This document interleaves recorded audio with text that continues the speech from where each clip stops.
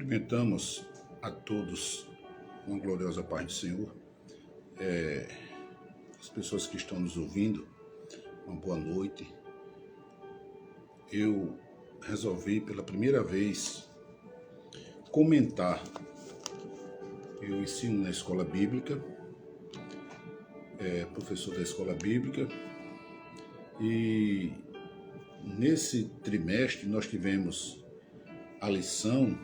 esta lição aqui que eu vou apresentar a vocês, o corpo de Cristo. Corpo de Cristo, origem, natureza, vocação da igreja no mundo. E ao longo desse trimestre nós tivemos lições maravilhosas por vários comentaristas, e a 13ª lição, ela é a lição de 31 de março de 2024, que será amanhã na escola bíblica. Ela fala assim, o título é o seguinte: o poder de Deus na missão da igreja. Tem como texto áureo: mas recebereis a virtude do Espírito Santo, que há de vir sobre vós, e ser-me-eis testemunhas, tanto em Jerusalém, como em toda a Judéia e Samaria, e até os confins da terra. Atos, capítulo 1 e o verso 8. A verdade prática, ela nos diz o seguinte: o Espírito Santo é a força motriz que movimenta a igreja.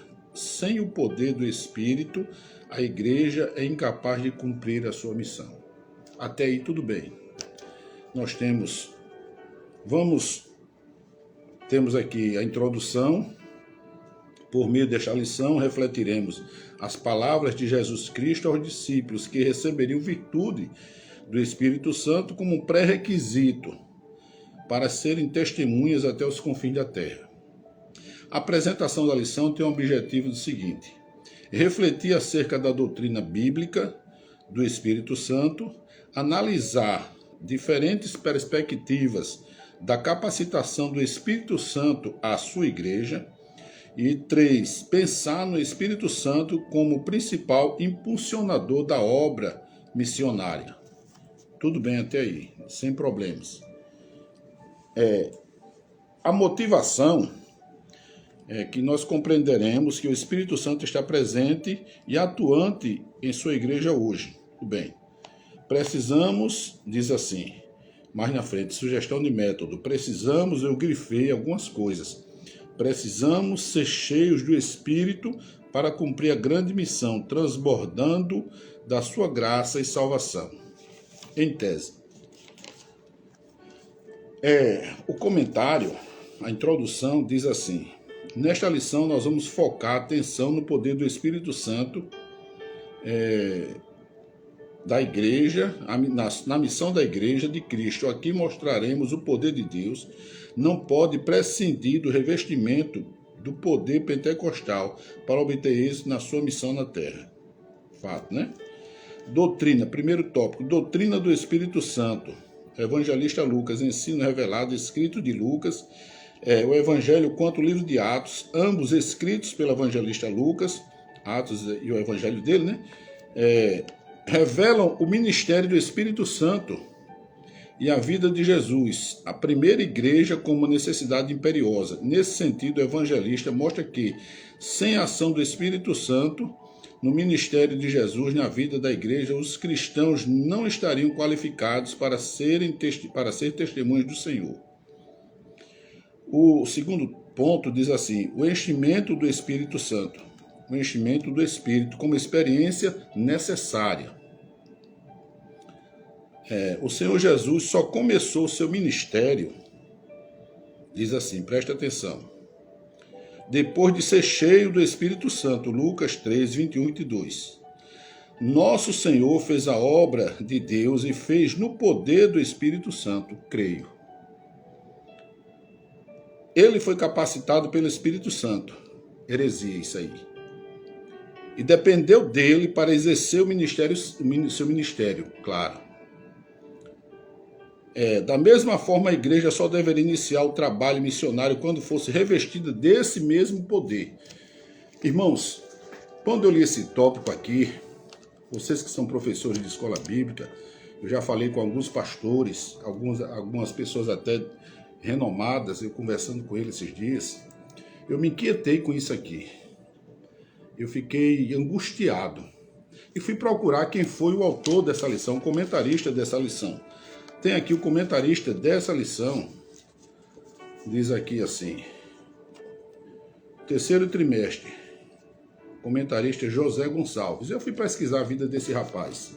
Aí diz que ele é pastor, não sei o quê, formado em teologia pela Faculdade Católica, pela Faculdade Batista, Seminário Batista, e um bocado de coisa. Dos quais diz também que é articulista. Eu não sei que articulista é esse. A igreja precisa de articulista, está mais para lá do político. A igreja do Senhor não precisa do poder político, do poder do articulista, aquele cara que fica costurando as coisas. A igreja não precisa. Ora, se nós devemos ser cheios do Espírito Santo, né, pressupõe-se que o poder de articulação deva ser do Espírito Santo, como diz na lição. A gente não precisa de articulista. Eu não conheço esse cidadão aqui, mas uma coisa que ele falou, e eu vou começar aqui pela verdade prática, eu peço que os senhores que ensinam na escola bíblica não falem essa heresia para os seus alunos. Dói no meu coração. Não diga que Jesus só iniciou o seu ministério depois que foi revestido pelo Espírito Santo. Isso é uma heresia, irmãos. Heresia. E Paulo diz lá em Coríntios, eu acho que ele diz assim que é necessário até que haja heresias, os infiéis, para que os fiéis se revelem. Se nós nos calarmos diante de tantas heresias, de tantas modas que aparecem, se os fiéis se calarem diante dessas coisas, porque está na lição da Assembleia de Deus, porque foi feita por alguém, olha, eu sou formado em teologia. Aqui atrás tem um diploma na parede, da Fafiteal. Eu fiz teologia, 4 anos de faculdade de teologia, quando fazer teologia era para gente desviada. Assim que eu me convertia, a palavra de Deus ardia tanto dentro do meu coração que eu desejei fazer uma faculdade de teologia. E a Assembleia de Deus tinha uma faculdade de teologia aqui em Maceió, só que não era reconhecida pelo MEC. E eu fui fazer teologia e muitas pessoas diziam, você vai fazer teologia, novo crente? Teologia só tem desviado. Muitos pastores diziam isso. Muitas pessoas ficavam dentro da igreja dando glória e aleluia sem saber o que estava dizendo e sem saber o que estava fazendo. Sem saber a forma de culto, o seu ritual, como proceder, né? E eu fui fazer teologia, fiz 4 anos de teologia todos os dias. Não foi um curso básico de teologia, feito final de semana, no dia sim, 30 não. Foi um curso sério pela Assembleia de Deus, 4 anos. E está aqui. Não procurei convalidar o meu certificado. Por quê? Porque eu não preciso de curso superior. Eu tenho 2 cursos superiores. Sou formado em Direito e sou oficial da polícia, que é um curso superior. E eu não preciso. Então, eu fiz teologia por opção. Por opção. Ninguém me mandou, ninguém pegou na minha mãozinha, vai estudar. Eu fiz para conhecer melhor a palavra de Deus e me especializar naquilo que eu vou falar.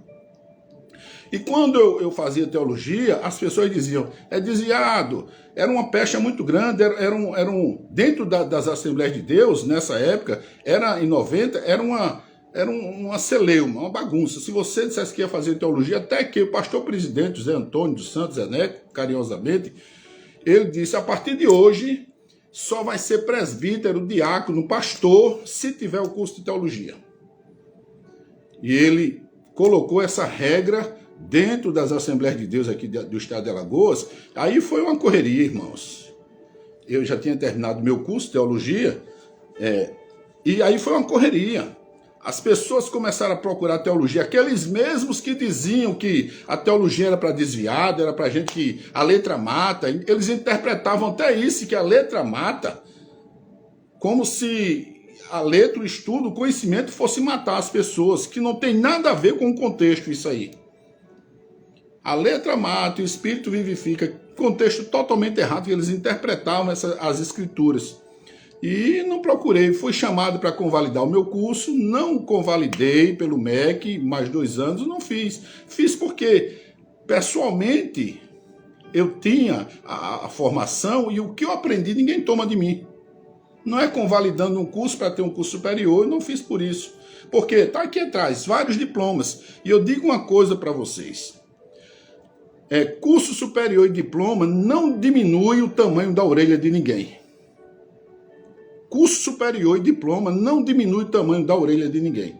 Então, eu fiz teologia, eu estou embasado naquilo que eu estou dizendo porque eu tenho conhecimento de causa.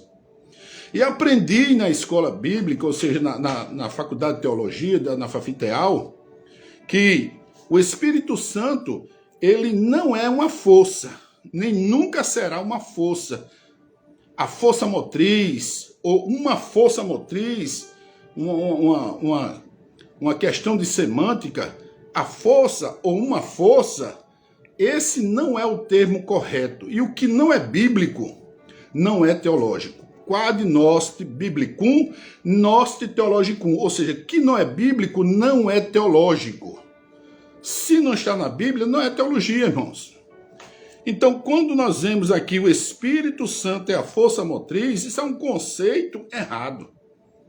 Não é porque o fulano fez, o comentarista de não sei fez, que eu tenho que engolir essas verdades. Eu aprendi na teologia a matéria de pneumatologia, o estudo do Espírito Santo. E nós aprendemos, o professor dizia, Constantino, um pastor, ele dizia, jamais diga que o Espírito Santo é uma força, é um arrepio. Eu senti o Espírito Santo porque eu me arrepiei. Eu senti uma coisa me falar. O Espírito Santo não é uma coisa, irmãos. É uma pessoa da Trindade. Por que eu digo isso? O Espírito Santo é uma pessoa. Ele tem sentimento, ele tem vontade própria, ele tem querer, ele age, ele tem intelecto, ele tem razão. É uma pessoa. Ele chora, ele intercede por mim, por você, com gemidos inexprimíveis. Ele nos guia. E na Bíblia diz que o Espírito Santo ele tem uma função.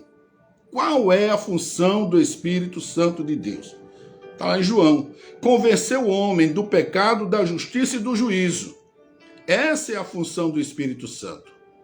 O Espírito Santo não é fofoqueiro para ficar levando e trazendo, mas ele nos orienta, ele nos guia, ele nos capacita. E eu digo, o Espírito Santo não é força, jamais ele é a força motriz da igreja. Ele é a pessoa de Deus, da Trindade, que dinamiza, otimiza, que movimenta a evangelização, que movimenta a igreja de Deus. Por quê? Porque cada vez que o Espírito Santo convence alguém do pecado, da justiça e do juízo, essa pessoa é regenerada e colocada, integrada à igreja. Passa a fazer parte do corpo de Cristo. Então, o Espírito Santo foi quem colocou aquela pessoa no corpo de Cristo através da regeneração. Conversão e regeneração. E o que é regeneração, irmão Mário? É voltar, é lá atrás. Gene vem de genética, generação, uma criação genética, ou seja, uma recriação genética. Ou regeneração, quando nós aceitamos a Cristo, nós somos regenerados, ou seja, nós voltamos e consertamos o nosso DNA defeituoso e passamos a ter o mesmo Espírito de Cristo. O DNA de Cristo habita em mim. Isso foi uma revelação que eu tive, irmãos. Isso não é só a revelação que eu tive, é uma revelação que Deus nos dá para a palavra. Regeneração, gene, vem de genética. É você consertar a genética. O gene humano que estava errado, que estava defeituoso, você muda aquele gene. O Espírito Santo trabalha no seu DNA, no ácido desoxirribonucleico, no centro dele, nessa proteína, e ele conserta os pares de cromossoma onde houve o erro. E você então, que era incrédulo, que não acreditava por uma deformidade espiritual e virou uma deformidade genética, você passe agora então a acreditar em Deus. Quem não acreditava, passe então a acreditar no Senhor, porque houve uma regeneração no seu DNA. Aconteceu comigo. E você se converte. Essa é a função do Espírito Santo, não é a função da força. O Espírito Santo, eu digo aqui, esse autor, esse rapaz que fez essa lição, ele pisou na bola feio. Não é porque ele é pastor, é isso, é aquilo, ele pode ser... E eu fui pesquisar o nome dele, fui pesquisar a linhagem dele, está lá. Que esse trabalho foi um trabalho de monografia na PUC. Eu até copiei, para quem quiser ir lá ver, esse termo que estão usando está lá, Teologia do Espírito Santo, Convicto Codina, https://www.maxwell.VRAC ou VRAC PUC, Rio BR. É um trabalho de científico que ele fala lá, ele usa esse termo, força motriz, está lá nesse trabalho. Eu fui fazer uma pesquisa apurada para não falar besteira. E pesquisei, está lá, pastor, não sei o quê, coordenador, não sei o quê, articulista, né? Ora, aí eu pego um termo desse numa monografia, no nome, acho esse termo bonito, né? E eu digo que sou formado em teologia, sou isso, sou aquilo, né? Como eu disse, certificado, diploma, né? E curso superior não diminui o tamanho da orelha de ninguém. Não é para nos meter medo. Títulos e nomes, isso é só besteira, é só artilharia. Então, eu fui pesquisar, tá lá, quem anotou vai ficar no vídeo aí, anotado aí, quem quiser pesquisar. Essa expressão, força motriz, se derivou disso. Aí as pessoas, elas acham bonito falar, né, força motriz, é isso que movimenta. Não é, meu amado. Espírito Santo não é e nem nunca será a força, nem um arrepio, nem um sentimento seu particular. O Espírito Santo é uma pessoa da Trindade, ele é Deus. É Jesus, Deus Pai, Deus Filho e Deus Espírito Santo. Os três, como disse Santo Agostinho, na filosofia da religião, nós vemos que é como se eu tirasse do fogo ali uma brasa. E aquela brasa foi retirada daquele fogo, mas ela faz sendo retirada do fogo, porque ela está aqui, ela não deixa de ser parte daquele fogo. Assim é o Espírito Santo. Jesus sendo retirado, ele não deixou de ser parte da Trindade. Eu estou falando numa linguagem rasteira para que muitos possam entender o que estou falando. Então, essa a diferença. Deus Pai, Filho e Espírito Santo. E eu digo, o Espírito Santo é uma pessoa porque ele tem direção, ele tem intelecto, ele tem razão, ele tem vontade própria, ele tem ação. E ele sente, e ele chora, e ele intercede por você, por mim, com gemidos inexprimíveis diante do Pai. É o Espírito Santo, é a função dele. E ele nos convence do pecado, da justiça e do juízo. Quem lê Bíblia, vai lá em João 10, que você vai ver ele falando sobre a função do Espírito Santo. Aí diz assim, na verdade prática, o Espírito Santo é a força motriz. Jamais o meu Espírito Santo, ele vai ser força motriz. Ele é a pessoa da Trindade, né, que movimenta a igreja. Ele é uma pessoa da Trindade, como Jesus, que criou e fundou a igreja antes da fundação do mundo. Ele já havia idealizado esse projeto de salvação para mim e para você. Então o Espírito Santo, ele é a pessoa da Trindade, não é força motriz, não é questão de palavra, de semântica, não é a força motriz, não é uma força, não. Ele é a pessoa que movimenta a igreja. Sem o poder do Espírito, a igreja seria incapaz de cumprir a sua missão. Corretíssimo isso aí, corretíssimo. Então, diz aqui assim, Jesus, as pessoas, mais na frente nós vamos ver, quando no princípio criou Deus os céus e a terra era sem forma vazia, ele disse, façamos o homem segundo a nossa imagem e semelhança, não é verdade? Em Gênesis. Então, quando nós vemos essa expressão, façamos o homem, é porque ele não estava só. Quem estava com ele? Deus Pai, Filho e Espírito Santo, os três em um só. Façamos o homem a nossa imagem e semelhança. Deu forma, deu espírito, semelhança e imagem. É o Espírito Santo que estava lá. Jesus estava lá. Deus estava lá, em uma só pessoa. Então, quando nós vemos a lição dizer aqui, presta atenção no tópico no tópico primeiro ainda, o Senhor Jesus só começou o seu ministério depois de ser cheio do Espírito Santo, isso é uma heresia grossa, irmãos. Quando eu digo isso, que o Senhor Jesus só começou o seu ministério depois de ser cheio do Espírito Santo, eu estou falando de uma heresia braba, violenta. Isso feriu o meu coração. Por isso que pela primeira vez eu resolvi falar, me levantar contra isso que está errado. O Espírito Santo não precisa, ou seja, Jesus nunca precisou ser cheio do Espírito Santo. Ele é o próprio Espírito Santo. Façamos o homem à imagem, segundo a nossa imagem e semelhança. Quem estava com ele lá? O Espírito Santo. Ele é Deus, ele é o Espírito Santo. Então, não se pode dizer que Jesus só iniciou seu ministério depois que foi cheio do Espírito Santo. Quando Jesus foi batizado no Jordão, né, o que foi que houve? Está lá no Evangelho, pregação de João Batista. Batismo de Jesus, Evangelho de São Lucas. E aconteceu que todo o povo batizava, sendo batizado também Jesus, orando ele, o céu se abriu, e o Espírito desceu sobre ele em forma corpórea, como uma pomba, em forma corpórea. E ouviu-se uma voz do céu que dizia: Tu és o meu filho amado, em ti tenho me comprazido.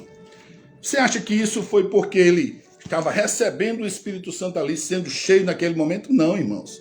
Aquilo ali, segundo a Bíblia católica que eu tenho aqui, o Novo Testamento católico que eu tenho ali, não dá para levantar agora, diz que, nesse comentário de um arcebispo, um homem muito culto, está ali naquela Bíblia, eu vou pegar aqui.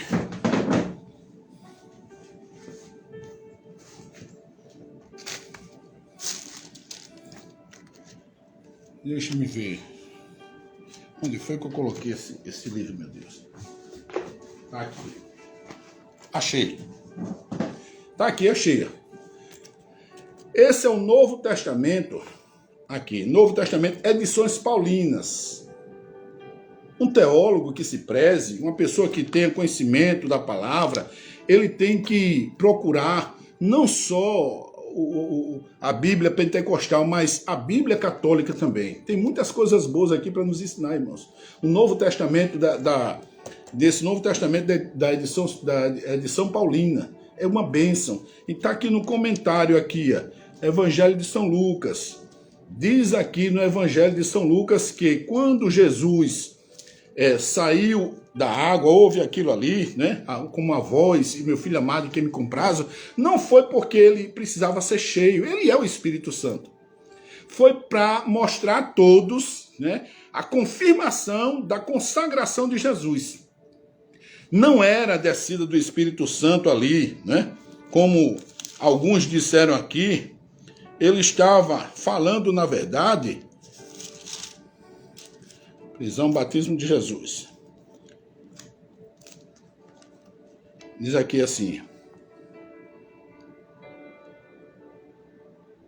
Lucas, João mesmo batizando, escolha os comentários.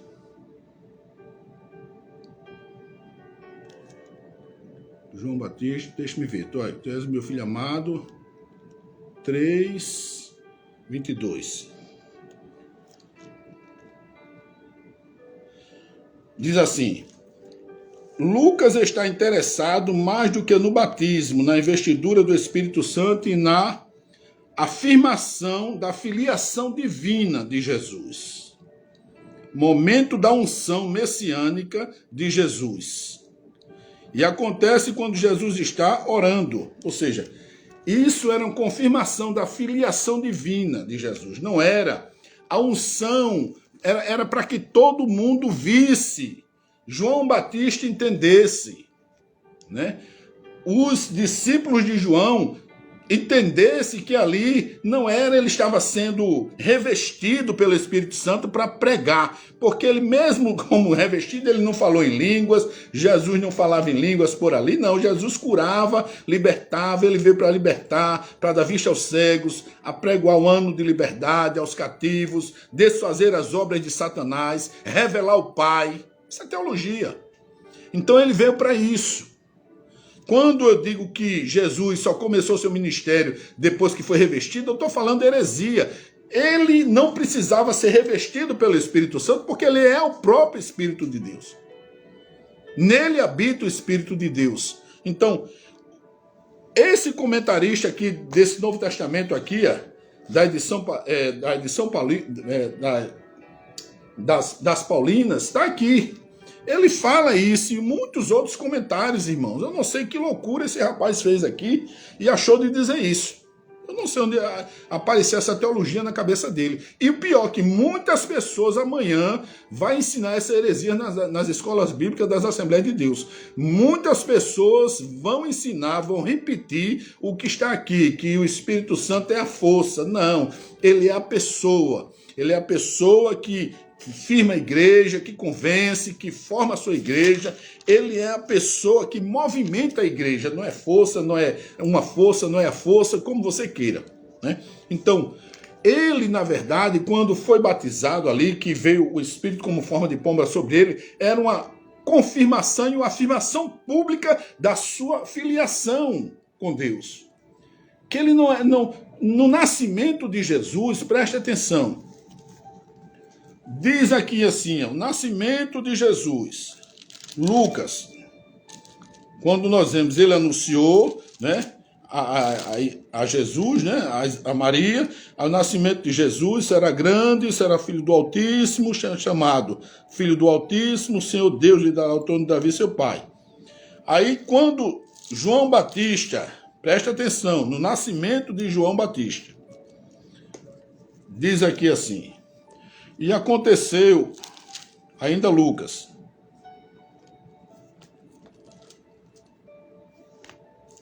Evangelho que escreveu São Lucas, nascimento de João Batista.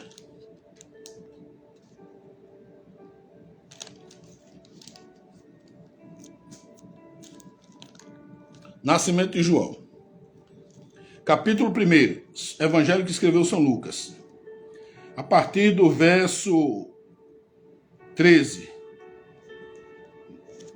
Estou pulando aqui, você lê em casa. Verso 13, capítulo 1 de São Lucas. E Zacarias, vendo o anjo, né, turbou-se e caiu temor sobre ele. Mas o anjo lhe disse, Zacarias, não temas, porque a tua oração foi ouvida. E Isabel, a tua mulher, dará à luz a um filho, lhe porás o nome de João. E terás prazer e alegria, e muitos se alegrarão no seu nascimento. Porque será grande diante do Senhor, e não beberá vinho, nem bebida forte. Será cheio do Espírito Santo, já desde o ventre de sua mãe. Preste atenção, João Batista não recebeu o Espírito Santo numa reunião. João Batista não recebeu o Espírito Santo por imposição de mão de ninguém. João Batista era 6 meses mais antigo que Jesus, nasceu primeiro que Jesus, 6 meses mais velho que Jesus, porque será grande diante do Senhor, não beberá bebida, não beberá vinho, nem bebida forte, será cheio do Espírito Santo já desde o ventre de sua mãe, e converterá muitos dos filhos de Israel ao Senhor seu Deus. Irá diante dele no Espírito a virtude de Elias, aí por aí vai. Agora imagine, João, que era o servo, o arauto, o cidadão que ia anunciar a chegada do rei, nasceu 6 meses antes de Jesus, cresceu pela perseguição, teve que se mudar para o deserto da Judéia com os pais, e depois os pais morrem, e João fica ali no deserto da Judéia, ali na margem do Rio Jordão, mostrando, fazendo um ritual da purificação que era conhecido pelos judeus. Era o batismo para perdão de pecados. Batismo nas águas. A missão de João Batista era essa. João Batista, diferentemente de Pedro, de Paulo, diferentemente do diácono Estevão, que era um homem cheio de Espírito Santo, foi apedrejado, viu os céus abertos, né? Aquela coisa toda. Diferentemente desses homens, João Batista, que foi que aconteceu com João Batista? João Batista era cheio do Espírito Santo desde o ventre da sua mãe. Cheio do Espírito. Como é que você me explica isso? Uma criança ser cheio do Espírito Santo já no ventre da mãe. E esse cidadãozinho nasce, cresce, vai para o deserto da Judéia, além do deserto da Judéia, pregar no Rio Jordão, pregar perdão de pecados, né? É um péssimo pregador. João Batista era. A única mensagem dele era: arrependam-se, raça de víbora, né? Arrependam-se de seus pecados. Venham aí mais forte que eu, mais poderoso do que eu. Arrependam-se. E as pessoas ouviam esse pecado, essa pregação, e iam e se arrependiam. Não tinha história com João Batista.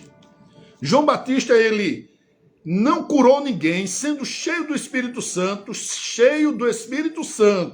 João era.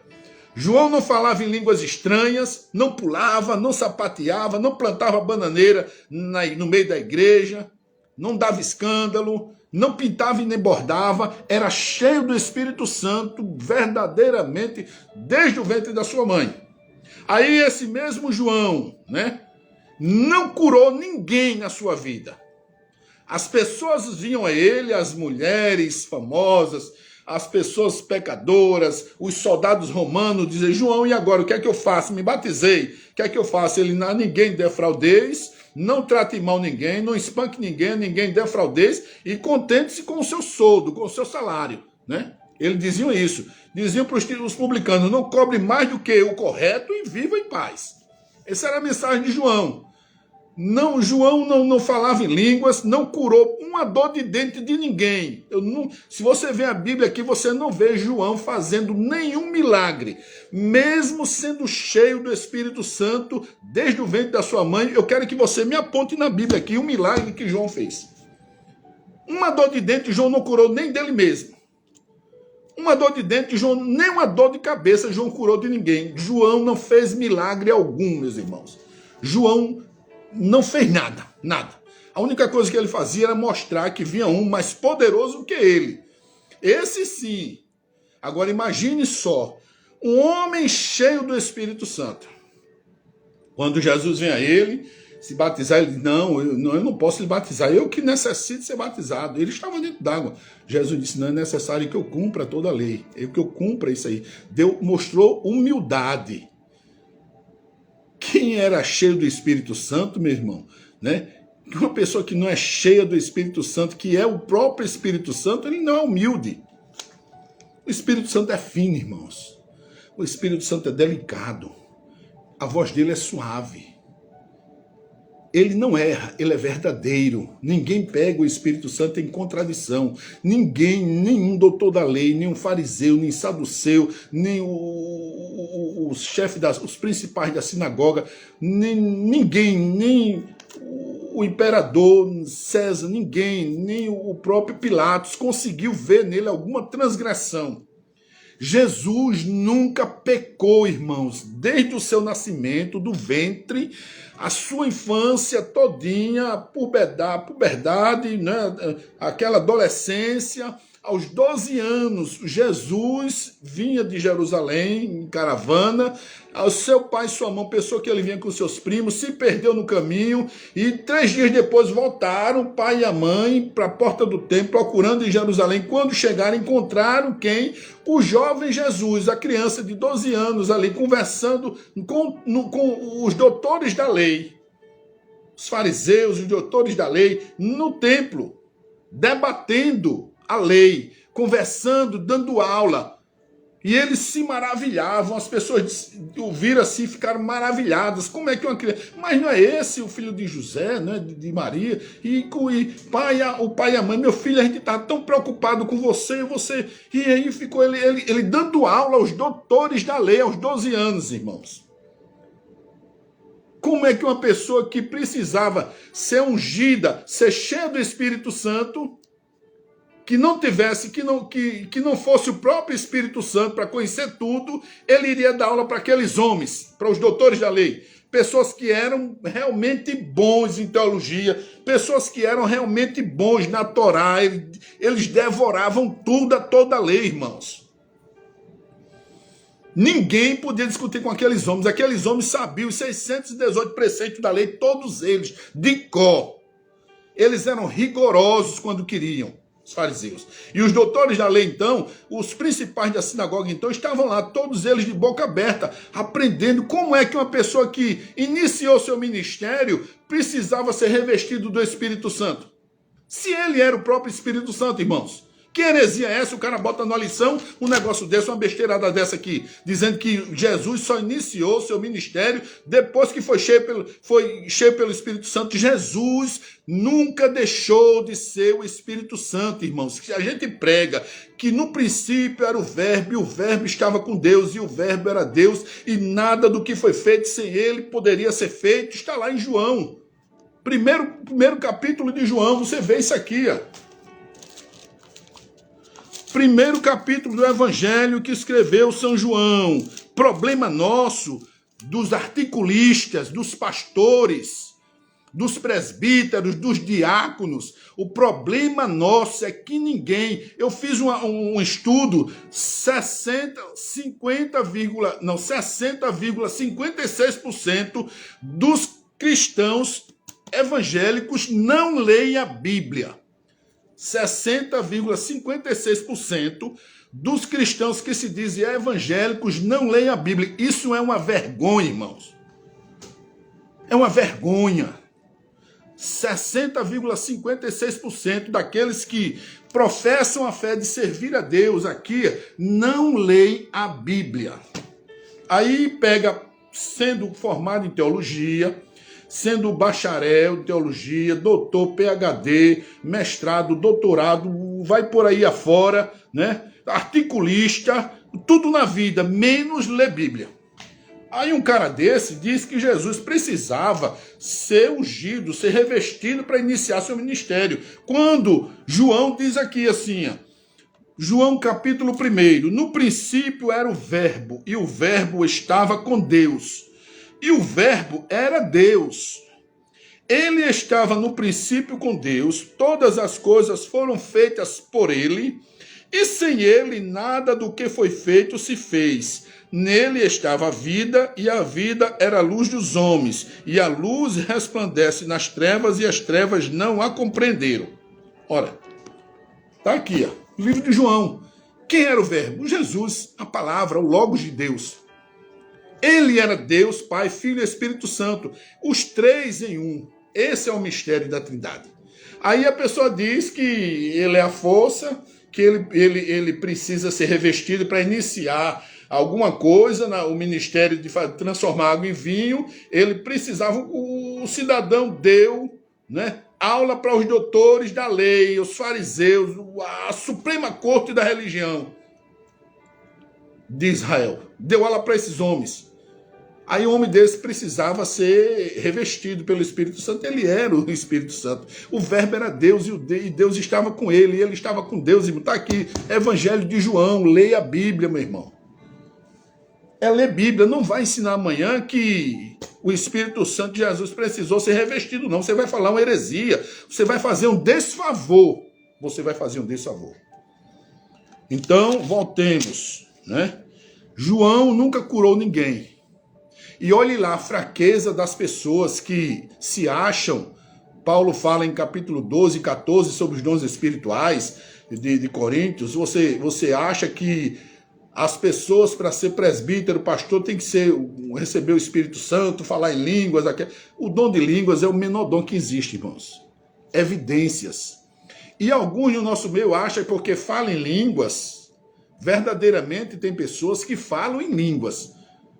Verdadeiramente tem pessoas que falam em línguas. Eu conheço um diácono que ele não sabe ler, ele não sabe escrever, e um dia, muitos anos atrás, eu estava com ele, eu e ele numa rádio. ele estava me acompanhando e de repente ele ouviu uma palavra, uma profecia para mim, e ele sabia do que nós estávamos passando, e o Espírito Santo entrou ali nele, tomou ele assim de uma forma, ele falava, uma forma assim, ele encostou na parede, segurou assim e falou uma língua ali verdadeiramente, que ali não era a língua dos homens, ali era a língua dos anjos. E ele falou ali, eu senti que eu chorei. Ele não disse nada para mim, mas meu espírito testificou com aquele espírito, um homem que não sabia ler, que não sabia escrever, indouto, e ele falou ali o que eu vi e ouvi. Eu nunca esqueço desse momento.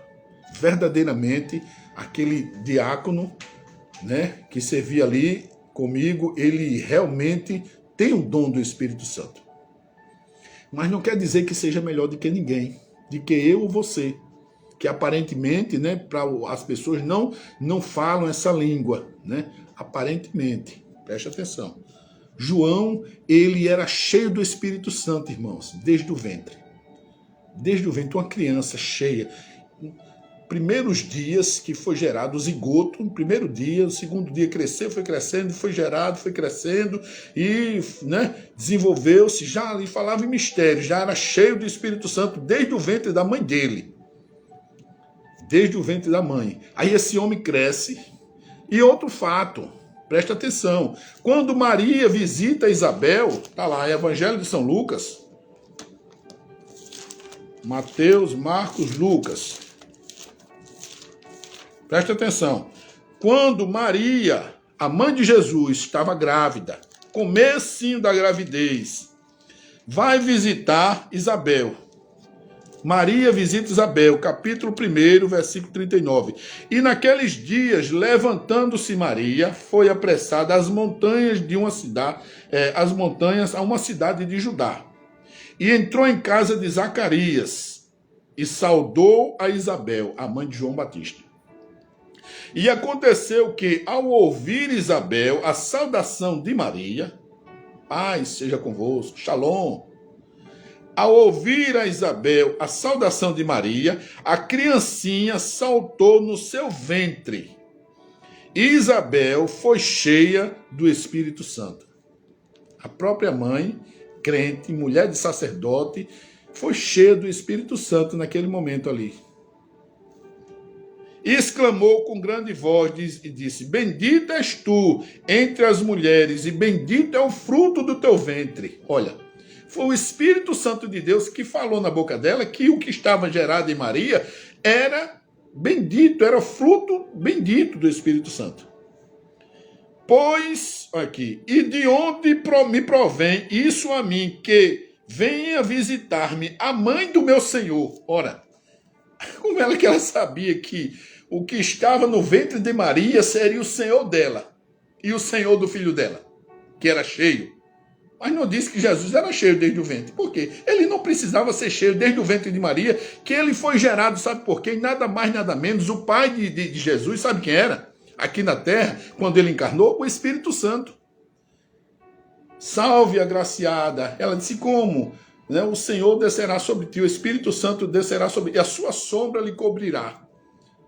Maria era uma moça virgem, pura, santa, imaculada, uma crente que esperava a redenção de Israel, uma mulher fiel, uma jovem fiel, né? Fiel, que esperava, numa época, numa sociedade tão corrompida pelos judeus, pelos romanos, né? De mulheres infectadas de gonorreia, de doenças venéreas pelos romanos, que os romanos eram impuros, eram promíscuos, forçavam as mulheres, estupravam as mulheres, né? Para ele não valia nada uma hebreia, então eles estupravam, existiam muitas mulheres violentadas pelos romanos, infectadas com doença venérea. Ele acha uma ali, no meio dessa bagunça toda, né? Acha uma jovem pura, virgem, que se preservava, se guardava na idade de casamento. Então o Espírito Santo, o anjo falou com ela e o Espírito Santo veio sobre ela, a sombra do Espírito Santo diz aqui, cobriu, passou em cima dela assim e gerou dentro dela o próprio filho,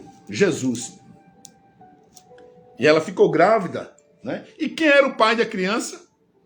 O Espírito Santo que gerou nela. É um mistério. O próprio Jesus criou vida na mãe, o próprio Deus, ora, é um mistério porque ele foi encarnado. Então, o Espírito Santo gerou em Maria o DNA de Jesus, irmãos, né? Era um DNA puro, sem defeito. Aquele que viria trazer cura, libertação, não poderia ser um pecador. Ele não poderia ter o DNA humano, geneticamente falando, com defeito, defeituoso nos seus cromossomos. Ele tinha que ser puro, santo, imaculado, né? Sem pecado. Ele foi gerado no ventre daquela jovem e ele era perfeito. Por isso que ele nunca pecou, porque ele não trouxe o DNA do pecado dentro dele. Simples. Ele era puro, irmãos. Geneticamente falando, ele era puro. O sangue dele, talvez um sangue totalmente diferente do meio do seu. A gente não sabe o tipo, o fator sanguíneo dele, mas com certeza era puro.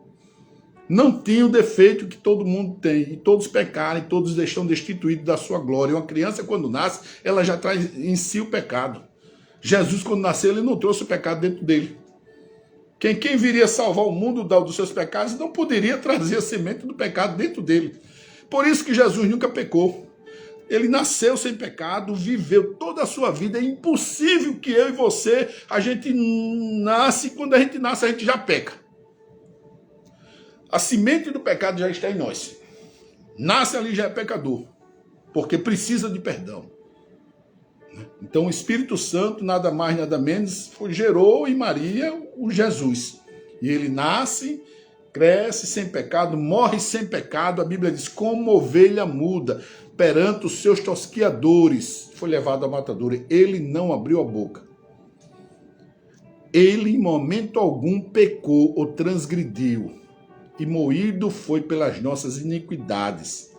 Ora, o próprio Jesus, agora João Batista, voltando para João Batista, aquele rapaz, ele era cheio desde o ventre, cheio, ele precisava, Jesus não precisava ser cheio desde o ventre, porque ele foi gerado pelo Espírito Santo. Ele era próprio Deus, gerado, encarnado, tomou forma de homem, forma de carne, Deus em forma de homem.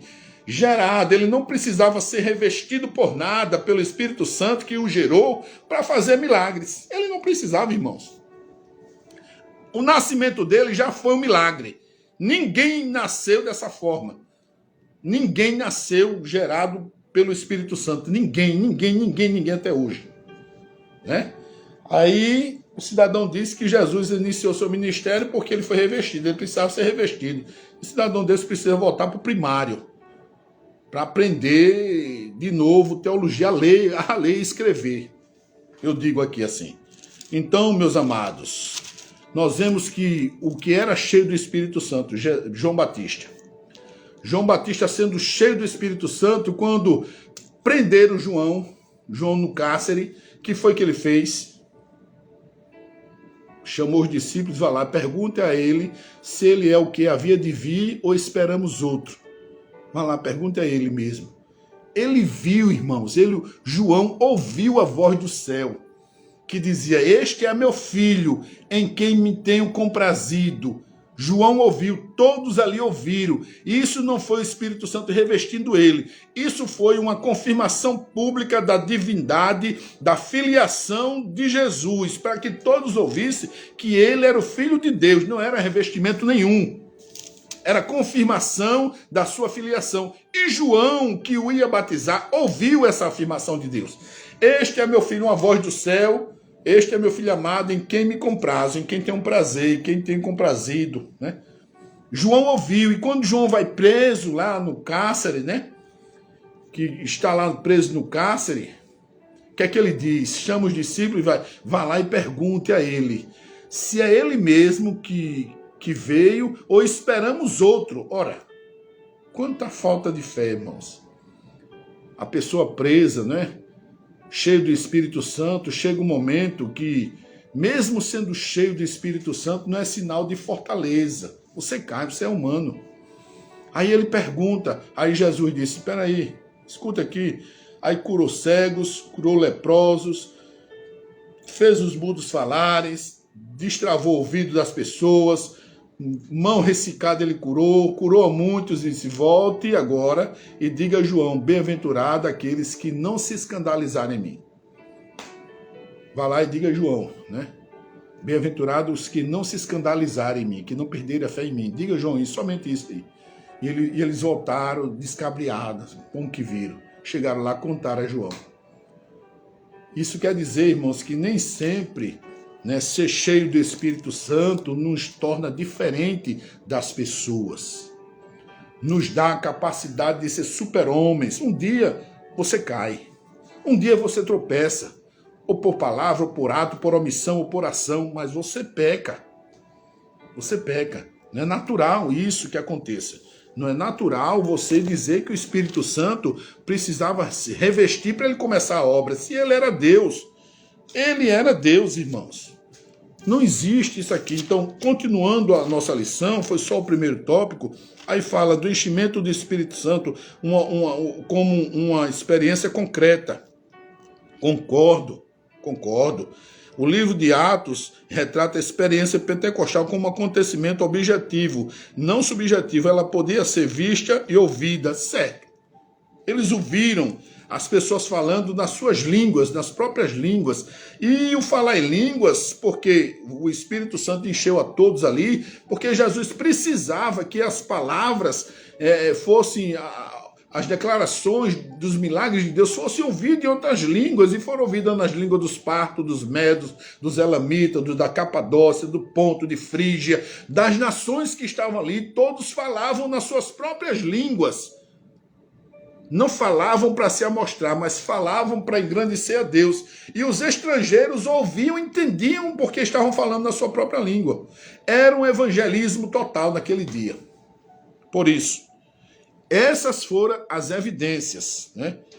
Agora, quando dizer que você, que precisava ser cheio, ser ungido para fazer a obra, isso é mentira. Porque a Bíblia diz, Isaías 61, chama o quê? Ungido, né? Diz aqui que Isaías, quando Jesus entra na sinagoga, né? Diz aqui, Isaías 61, Jesus entra na sinagoga.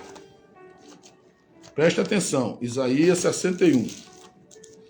O Espírito do Senhor Jeová está sobre mim, porque o Senhor me ungiu para pregar boas novas aos mansos, enviou-me a restaurar os contritos de coração, a proclamar a liberdade aos cativos e a abertura de prisão aos presos, e a pregoar o ano aceitável do Senhor, o dia da vingança do nosso Deus, e consolar todos os tristes. Aí ele sai dizendo por aí. Isso é uma profecia de Isaías, 750 anos antes de Jesus nascer. E Jesus, quando entra na sinagoga de Cafarnaum, ele abre esse texto e lê esse texto. Diz aqui, hoje se cumpriu essa profecia, né?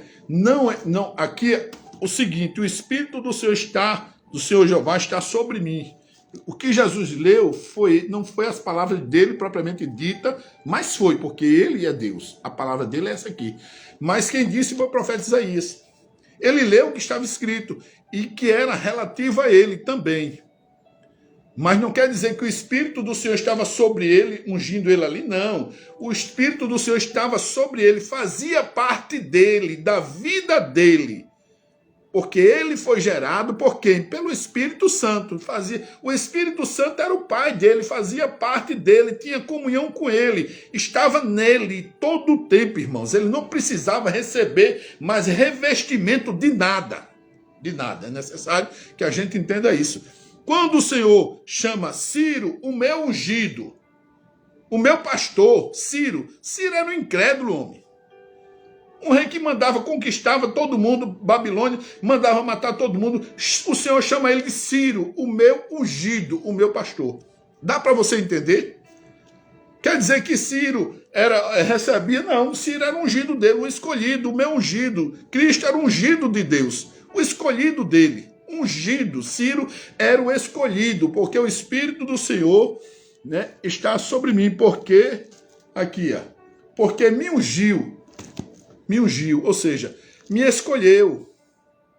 Ciro, eis aí Ciro, meu ungido, a quem tomo para bater pela mão direita para bater as nações de diante de mim. A profecia sobre Ciro, rei Ciro da Pérsia. Aí o que é que acontece? Quer dizer que Ciro recebeu a unção? Não, porque Ciro foi escolhido, o ungido ali era o escolhido dele, o escolhido de Deus para uma obra específica. Jesus era, Isaías disse que ele era o escolhido de Deus, o escolhido, meu filho, vou escolher aqui, vem cá, você vai lá, você vai encarnar, o Espírito Santo vai gerar você, e você é o escolhido, ungido, porque me ungiu. Não quer dizer que ele recebeu os dons, ele é quem distribui dons à igreja, irmãos. Ele é quem distribui os dons à igreja. Como é que eu posso receber uma coisa que eu mesmo dou? Não existe isso, não existe. Aí fala aqui do amplo conhecimento, propósito do Pentecoste, diz aqui outra palavra, era empoderar. Lucas argumenta que Deus derramou o Espírito para empoderar. Isso é um termo mundano, irmãos. É um termo humano, empoderar. Não. Era um termo aqui, o Espírito Santo, devia ser Lucas, argumenta que que Deus derramou o Espírito Santo para otimizar, para ganhar almas, né? Para revestir as pessoas, empoderar. Está mais ligado com as mulheres estão empoderadas, estão endiabradas, estão malucas, né? Os homens estão empoderados, né? Não existe isso, irmãos. Esses termos aqui não cabem no nosso meio, no nosso vocabulário. Empoderado, endemoniado, isso é empoderado, não. Ou seja, escolhido. Veja o texto, ele assim, o Espírito capacitando as testemunhas, claro. O Espírito Santo é quem capacita, tá certo.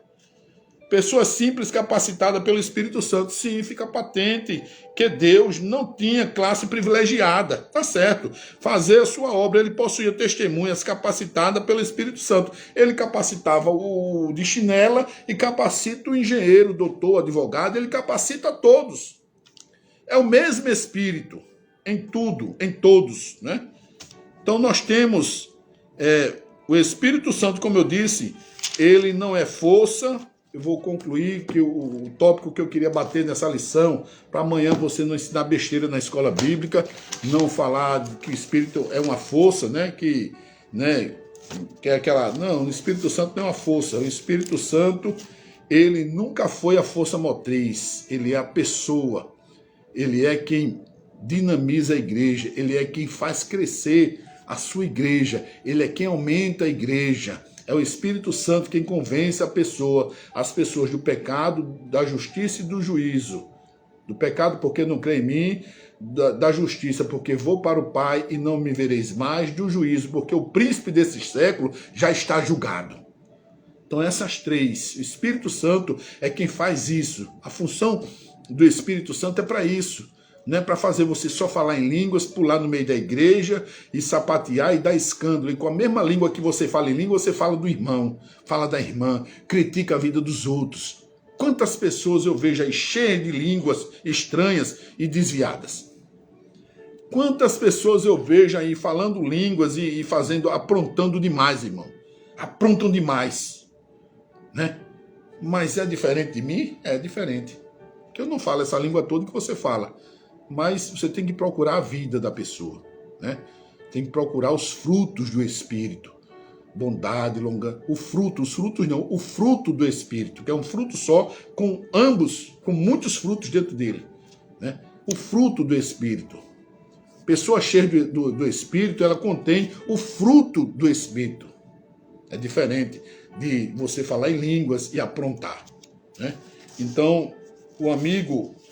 Vamos dizer aqui assim, eu copiei algumas coisas aqui e já falei, eu creio que eu já falei tudo isso aqui. O Espírito Santo me doeu esta lição.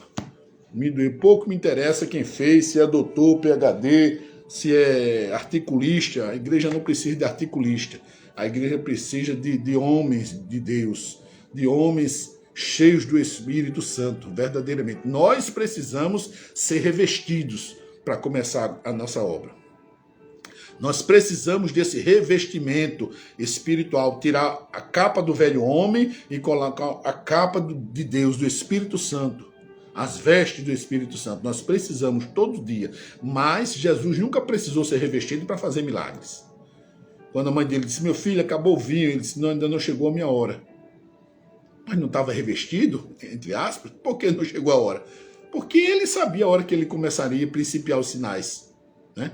Ele sabia. Então, Jesus sempre foi Deus. João diz isso, Gênesis diz isso. No princípio ou seja, no princípio Deus criou os céus e a terra sem forma vazia. Deus disse, façamos o homem segundo a nossa imagem e semelhança. Deus estava lá o tempo todo, aquele que é. Quando Abraão, ele disse, olha, esse que está aqui, quem é maior do que Abraão? Quem é mais do que Abraão? Como se você não tem 50 anos? Ele disse, ainda antes que Abraão existisse, eu sou.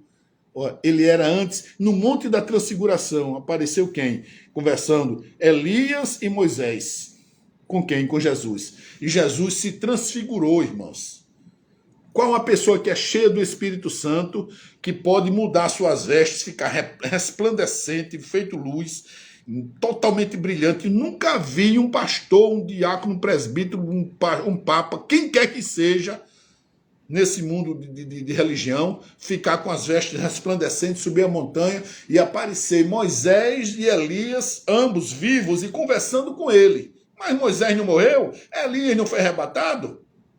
E como eles estavam ali conversando ali com Moisés? Eu digo ali, é como se no quartel eles estavam passando o serviço.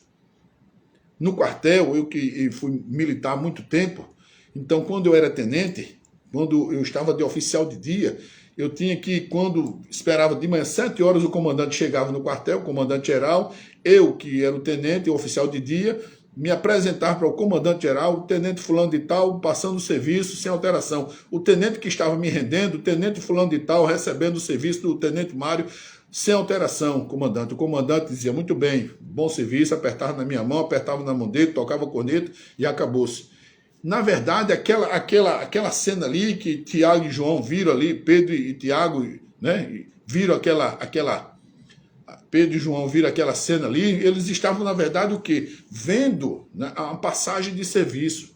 Jesus estava, Moisés, né, ali, representando a lei, Elias, os profetas, o ministério profético, estavam passando ao serviço para o próprio Jesus na frente deles, testemunhando.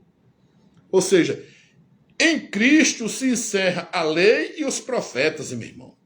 Em Cristo se encerra tudo, as profecias, o espírito profético e o ministério de Moisés, que era o ministério da lei. Acaba em Cristo ali, acabou-se. Depois de João, acabou-se. O último profeta foi João e ponto final. Agora é a graça, Jesus. Que nessa noite nós tenhamos muito discernimento, espírito de discernimento, irmãos, para entendermos o que é a palavra de Deus verdadeiramente, para não ensinarmos heresia às pessoas. Paulo disse que é até necessário que haja desentendimentos e heresias para que os fiéis se revelem. Meu coração doeu quando eu vi essa lição, que fui olhar, comentarista fulano de tal, pastor, tal, curso de teologia na Igreja Batista, não sei o quê, articulista, para que a igreja precisa de articulista? A gente não precisa de articulista não, meu irmão.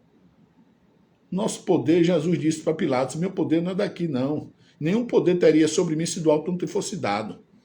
Nosso poder é divino, não é humano, nosso poder é divino. Aprendamos isso.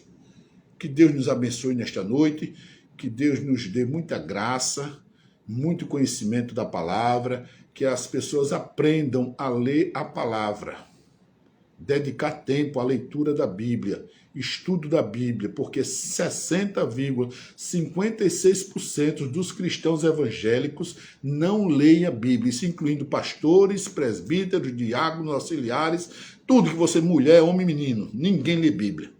A maioria ouve, vai ler um textozinho, um versículo. Ler um versículo isolado não é ler Bíblia. Você tem que ler a Bíblia de Gênesis a Apocalipse, estudando. Todo ano, ler a sua Bíblia, ler mesmo. Deixar de preguiça, sair da internet e ler a sua Bíblia. Aí você pode falar, aí você pode comentar uma lição e não usar esses termos empoderada, endiabrada. Você não pode usar esses termos que Jesus foi revestido para começar seu ministério. Isso é uma heresia.